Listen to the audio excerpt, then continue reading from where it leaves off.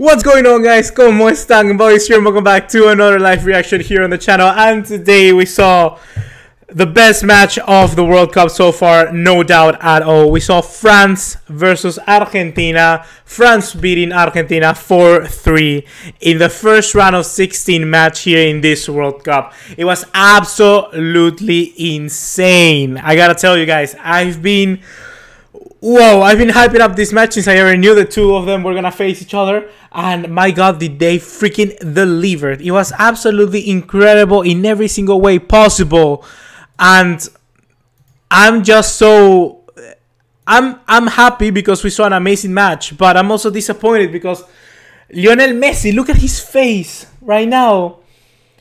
I feel so bad for him because every single player in that field feels bad for Messi because he's the best player in the world and he will never get to win that World Cup. And now people are gonna say Maradona, Pelé, etc, etc, etc, but no one can compare to Messi. In the future, people are gonna come back and think about Messi and they're never gonna really feel that he was the best ever because he never won the World Cup. It's really, really disappointing. Whoa, what a match. What a freaking match of football.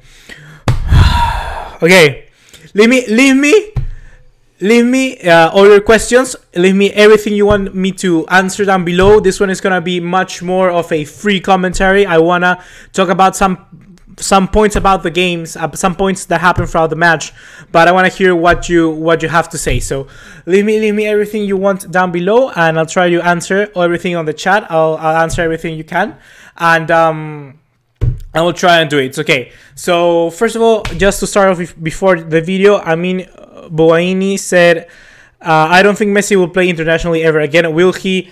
I don't think he will. I think if he will retire, probably the same season he retires from Barcelona. I really don't think he will retire internationally. I think he will go to the Copa America in Brazil next year. I think he will be there. I don't think he will retire. I do not think he will retire. Messi cannot pass up that chance. If he wins even the Copa America, then he just becomes undoubtedly the worst player in the world. So doesn't matter what happens, but I think he will still play. So let's continue on with the match now. I don't want to talk too much about the players individually, not just yet, because we had so much that we need to talk about. First of all, we saw that penalty on Mbappe from Michael Rojo. Mbappe was the best player by far on this pitch today. He was absolutely incredible. He was absolutely an explosive player. He was so good in every single thing he had to do. At one point in the match, there were 4 Argentinian players with yellow cards, and all of them were because they tackled Mbappe. That's how high this guy played today. He played absolutely incredible. Mbappe was absolutely insane. Mbappe, by far, definitely the best player in the next generation after Ronaldo and Messi. Incredible, absolutely incredible. He was when the team was losing, he was when the team was leading, they were when the team were equalizing. He was in every single position on the field and he was doing everything he could to get the goal. And first of all, we saw that like I said, the penalty Marco Rojo took on Mbappe. Then we saw Griezmann put it away. Griezmann, insane penalty, very, very good. He actually changed his tactic per se of what he had against Australia, so in that sense we have to praise Griezmann for that as well. So 1-0 France against Argentina. Then we saw the next goal from Argentina, which came obviously from Angel Di Maria, El Fideito Di Maria, and he was absolutely out of context. It was a goal who you could just see this game. I was thinking, how are Argentina gonna get back into this game? Argentina were so lost in every single part of the field, and I was like, what is gonna happen? What is going to take for Argentina to come here and get that win? And a goal out of context is something that they did very, very great. Di Maria was open, completely in up space.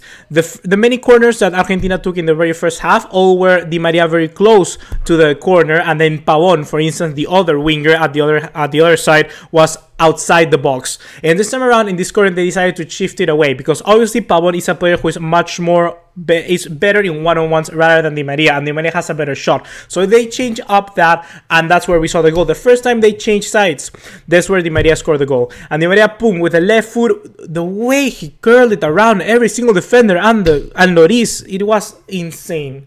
It was absolutely insane.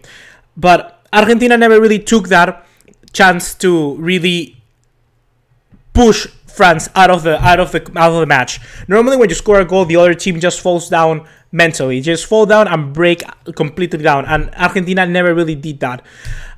Argentina never really took the chance to get France and make them wait and get desperate. The best way to try and open up spaces for your players is make the other team desperate. That's how France, for instance, were able to get that goal from Mbappé. So that's exactly how Argentina should have played it, but they didn't. I gotta say, the main thing here was Sampaoli. Sampaoli, for me, why are you changing up formations to a false nine in like the most important game you have so far in the World Cup? There's absolutely no reasoning behind that. You need to stick to a formation you have played good. I would have actually started the same 11 that started off against Nigeria. I thought that team was much more balanced than any other team of Argentina we've seen thus far. And this time around, we saw sometimes Messi just leaving the false nine and letting Enzo Perez play as a 9. I'm telling you, a center midfielder who was 1 week ago was at the beach relaxing. He was called up for a match just 2 days before. 2 days before. 2 days before the match against Nigeria, he was called up. Insane. He was playing as a number 9. Enzo Perez was over there. Enzo Perez was silent. He didn't do a thing in this game. And if we take a look then, as Messi just get rid of the false nine, he went back to the middle of the park to act as a number 8 to try and get the play forward, sometimes like he does in Barcelona. But the thing is that in Barcelona, you still have people like Suarez, you still have people like Dembélé, like Coutinho, who are going to create also plays for themselves, who's going to be able to rely on Messi.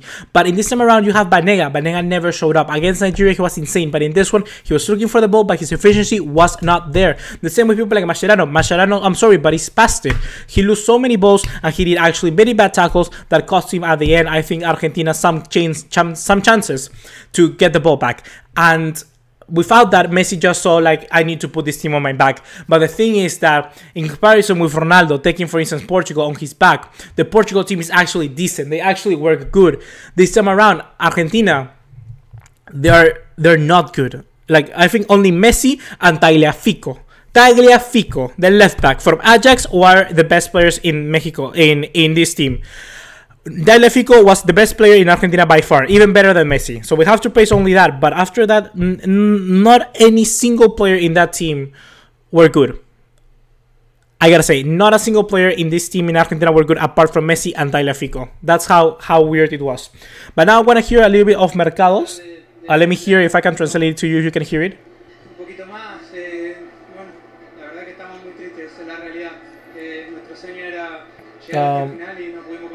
Okay, they're saying that Mercado, they think that the transitioning from the defensive back line onto attack needed to be a little more faster, and I actually agree with that.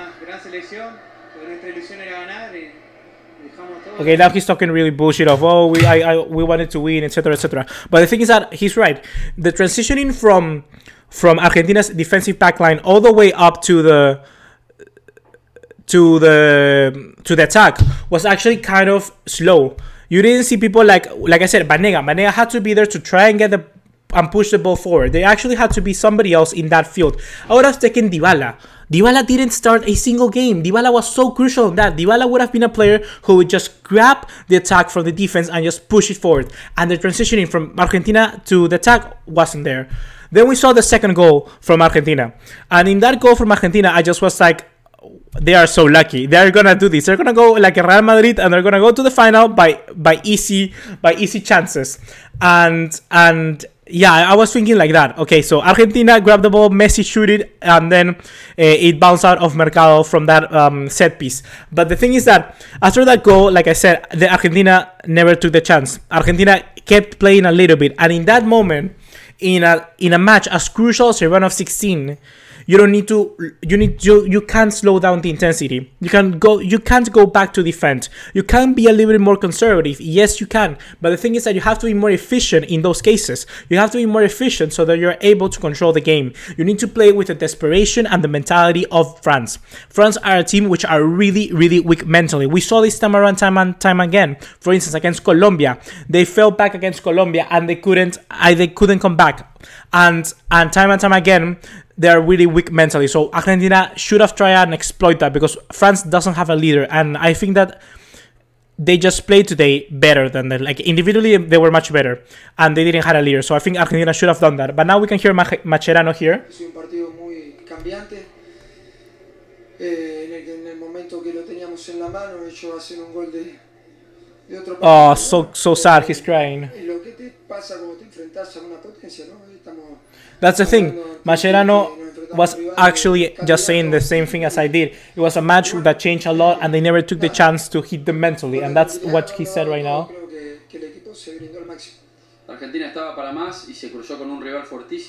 But something that is really interesting that he just said is that it's just hard when you face off a big team. And I think that Argentina are a big team. I think that they never really believed that they were as big as they should have been. And to be honest, they have the history, they have everything. And they didn't believe. I think that Argentina felt like a lesser team, and they shouldn't have felt like a lesser team. Because Argentina have the best player in the world. They should have tried and played with that.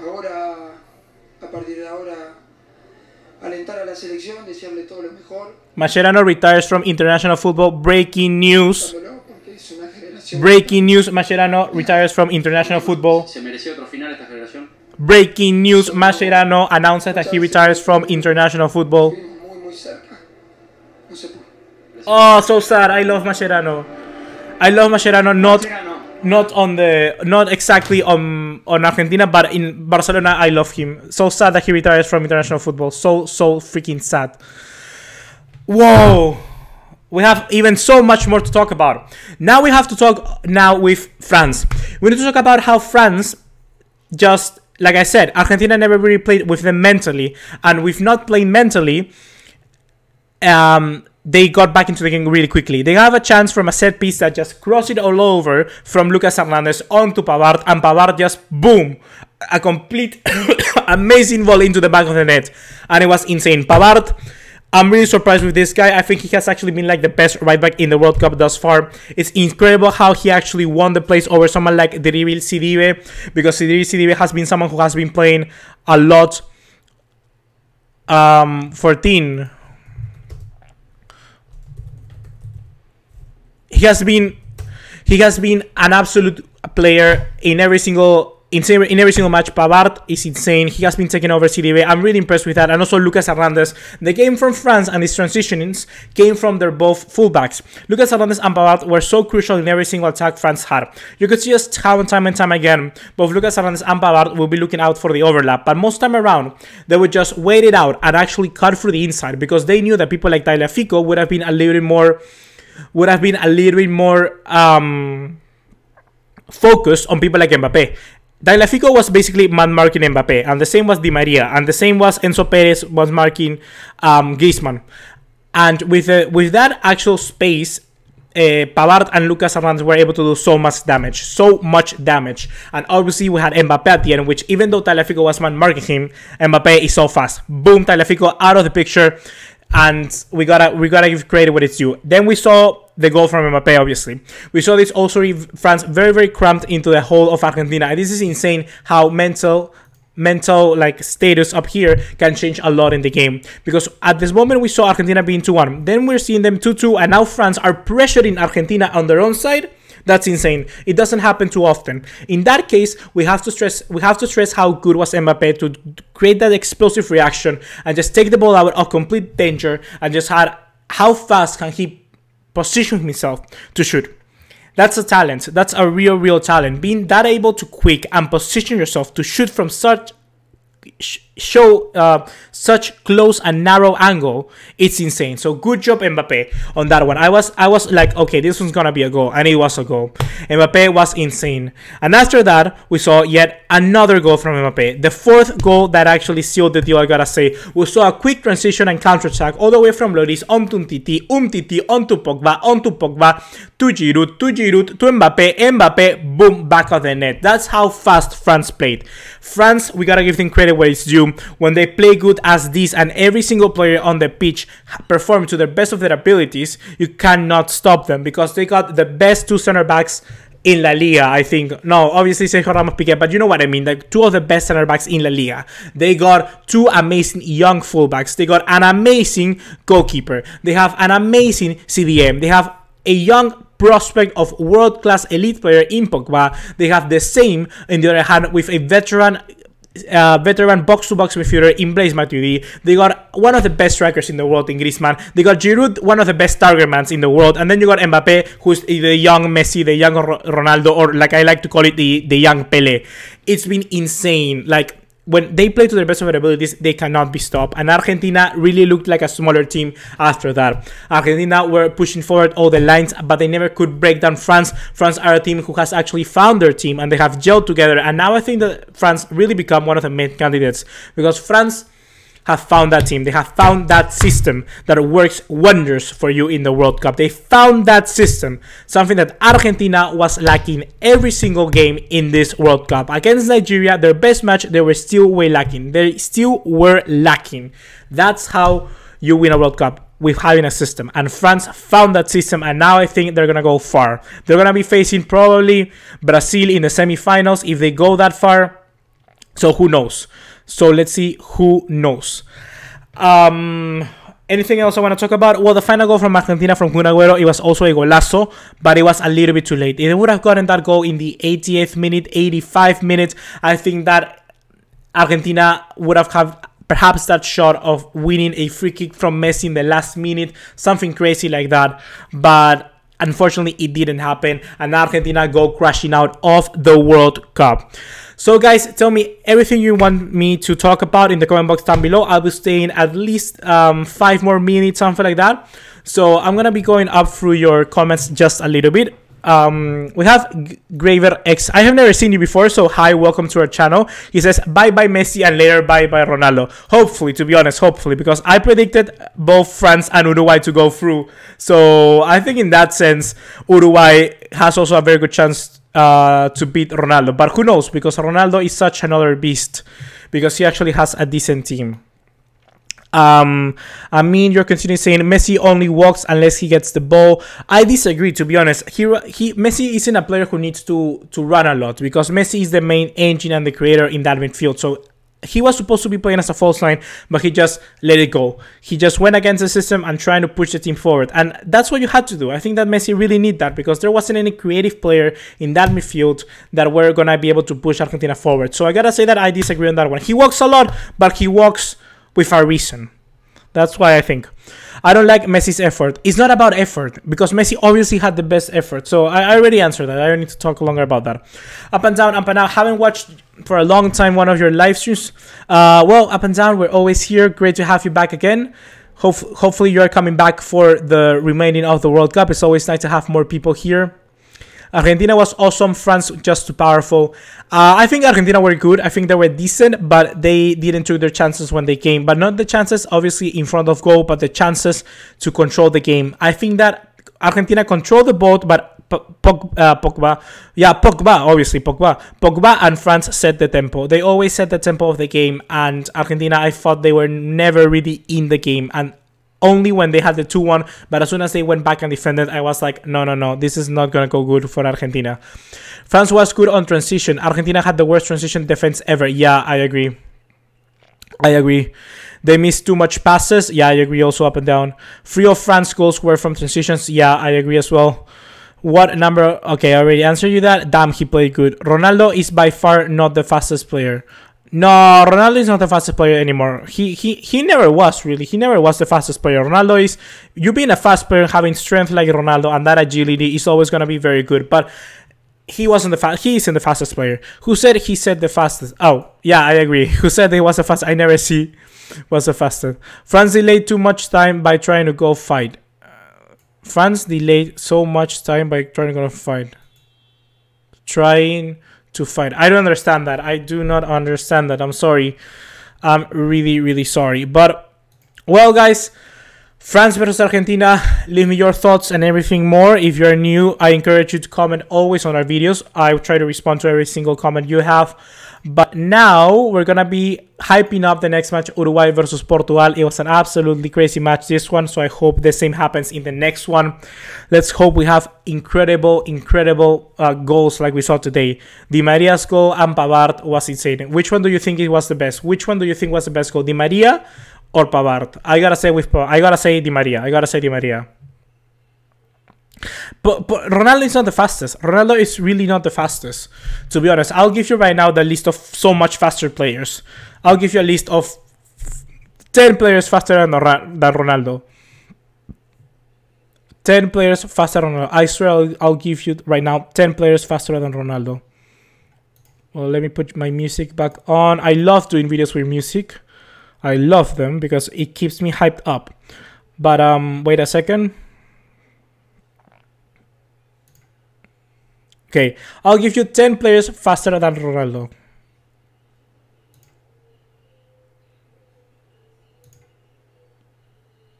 Okay. Wait this fuck this shit amount. Okay. Here are 10 players faster than Ronaldo. Aubameyang, he's really fast. Biabiani, remember that guy who played at Inter and now is playing, I think, in Sparta Praga. He's really fast. Leroy Sané is really fast. Bellerin is really fast. Jordi Alba is faster than Ronaldo.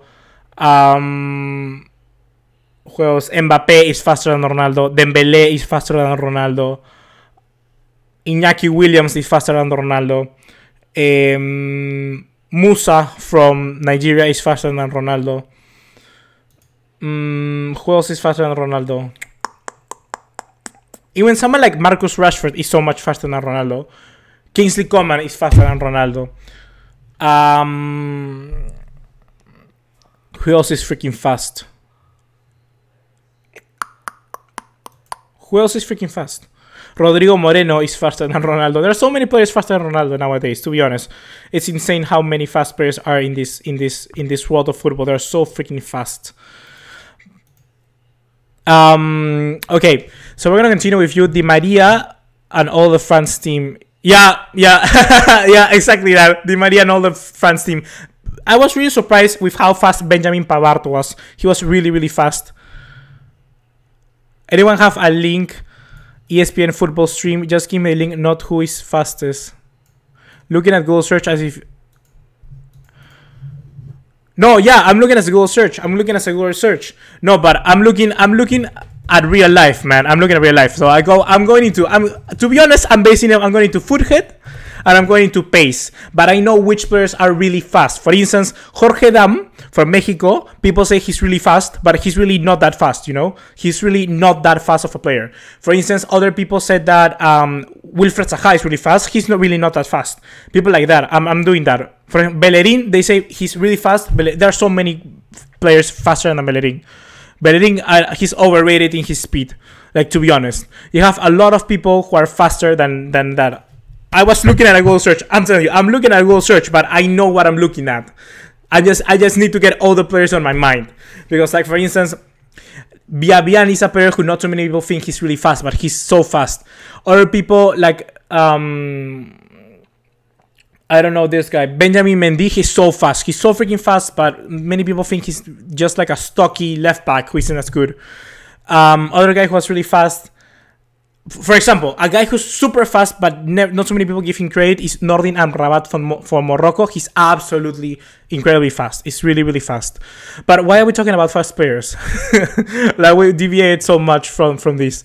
So now, guys, I just think we're going to wrap it up because we've gone for, what now? 20 minutes, something like that. So let me just answer with an emoji.